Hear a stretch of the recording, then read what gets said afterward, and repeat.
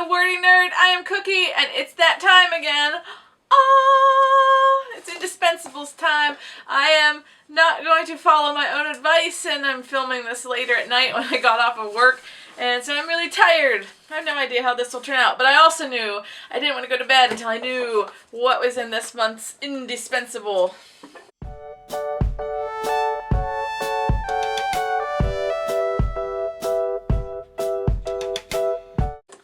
Alright, let's go ahead and unbox. I will put the info in the doobly-doo below in case you're curious about the Indiespensibles. I have my bookshelf here sort of growing from them, and they do these really beautiful hardback case-bound editions that typically come with some sort of goodie. I'm weak today. Weakling! Alright. It doesn't even say what it is. Let's talk books! This month's book, it says, "We Are Not Ourselves," is the one in the Blazing World. So the Blazing World is actually what I will, it's the collectory one, and it looks like "We Are Not Ourselves" is the advanced reader copy. So let's check it out. I'm tired.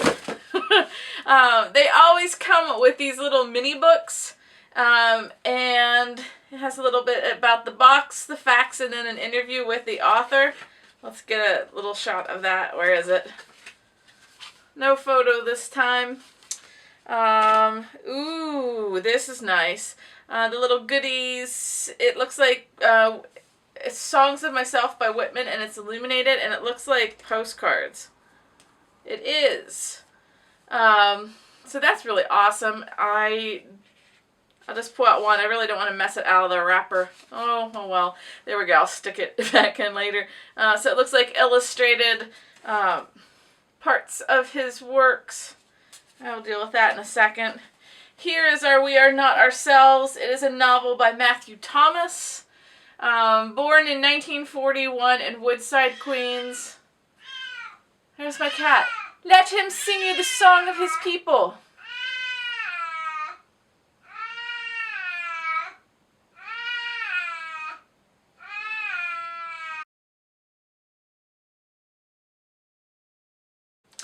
And I'm back. He sang the song of his people for you. Wasn't that nice?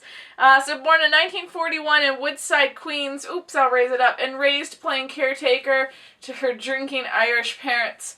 Eileen always dreamt of a better life away from her turbulent upbringing.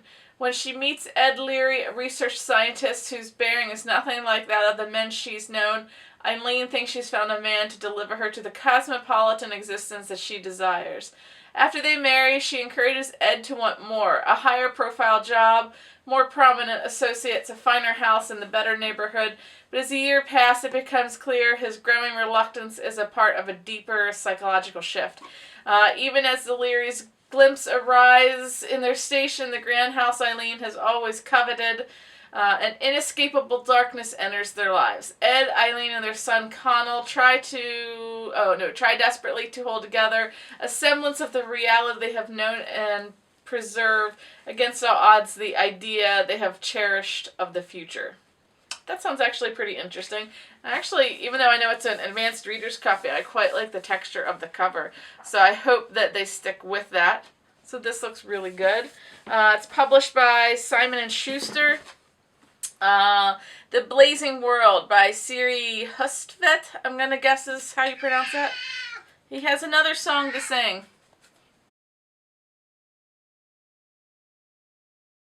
Alright, we're going to try this again, and if it doesn't work, I'm going to give up. So, after she was ignored, dismissed by critics, Burden conducts an experiment she calls maskings.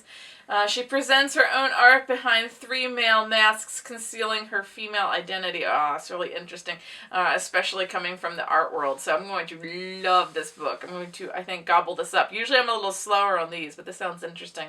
The 3 solo shows are successful, but when Burden finally steps forward triumphantly to reveal herself as the artist behind the exhibitions, there are critics who doubt her. The public scandal turns on the final exhibition, initially shown as the work of the acclaimed artist Rune, who denies Burden's role in its creation. With Oh, no, with... Well, what no one doubts, however, is that the two artists were intensely involved with each other. As Burden's journals reveal, she and Rune found themselves locked in a charged and dangerous game that ended with a man's bizarre death. Well, that actually sounds pretty interesting. So this is this month's Indiespensibles.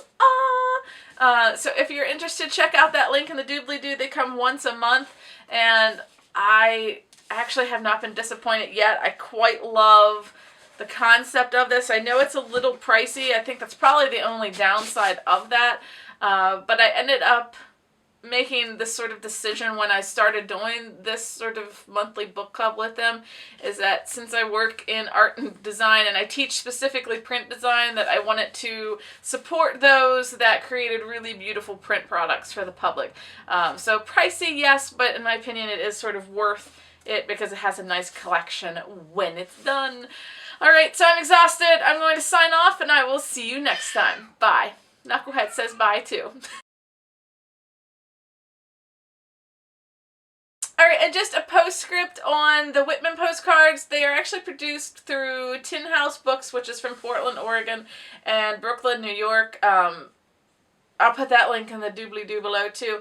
They're having a trade cloth book available of this for $28.95, available May 2014. So this might be something, if you're a collector of editions, to check out. Alright, I'll see ya.